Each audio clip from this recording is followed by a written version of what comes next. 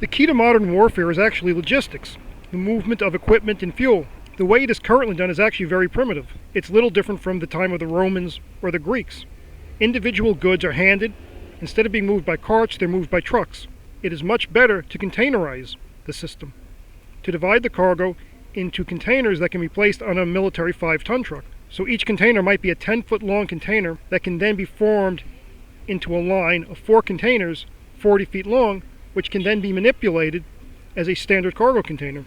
When near its point of use, the containers can be separated into individual units, and each individual unit can then be placed on the back of a 5-ton truck for final delivery. That would mean that most of the logistics work would actually be done in the United States before the cargo containers are packed. The weight of the containers would somewhat reduce the amount of cargo that can be carried by the trucks, but the flexibility and ease of manipulating the cargo would more than make up for that. Also, the containers are somewhat low density in the amount of weight they would carry, and might be necessary to use more cargo ships to move all the containers necessary to meet the full logistics needs of a deployed military.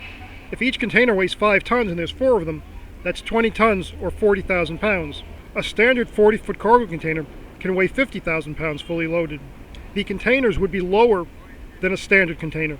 The containers will be 6 feet high instead of 7 or 8.5 feet, and there is the possibility of stacking more containers vertically, which can help to compensate for each container set having a lower total load.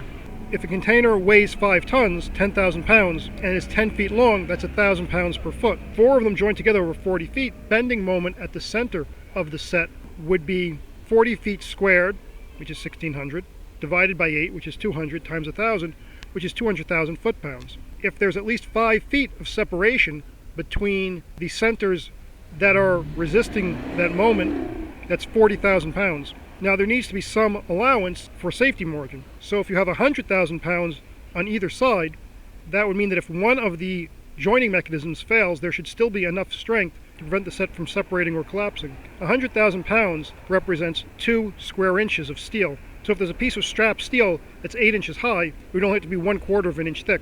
There would have to be some kind of probably cone system that would fit into a mating cone in the next container in the set. And then outside of that, a latch and locking mechanism would be needed to hold it together and provide tensile stress in the areas where tension is needed, which would be along the lower part of the container.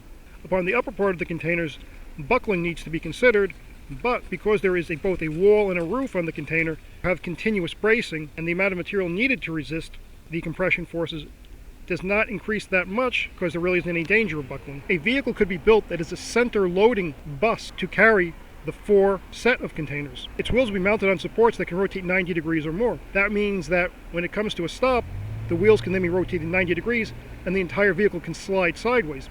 This enables it to pick up the container set, and also when it needs to drop off the container set. It would have a driving compartment in front, it would have an engine and generator or alternator. At the back, it would be electrically driven, and this would enable containers to be moved along roads close to where the forces are deployed. And at that point, it would leave the 4 stack of containers, which would then be separated and moved on to the individual 5-ton trucks. This enables an efficient movement of relatively large amounts of cargo. Ideally, the individual containers would be made waterproof, but that would mean that the doors at the back would probably have to be replaced. Instead of having a double door with a single watertight door, that would make loading and unloading more difficult. So the option is to have a watertight container, which prevents damage, or a more usable container. One choice or the other would have to be made. Containers might want to be made with a side door that can allow ammunition to be passed easily up and over to a tank that comes alongside to be resupplied, so to move the ammunition for the tank. The containers would be preloaded in the United States, perhaps with just 1 cargo each. So one container would have 60 millimeter mortar ammunition, another would have 81 millimeter mortar ammunition, one would have 120 millimeter mortar ammunition, one would have clips of ammunition for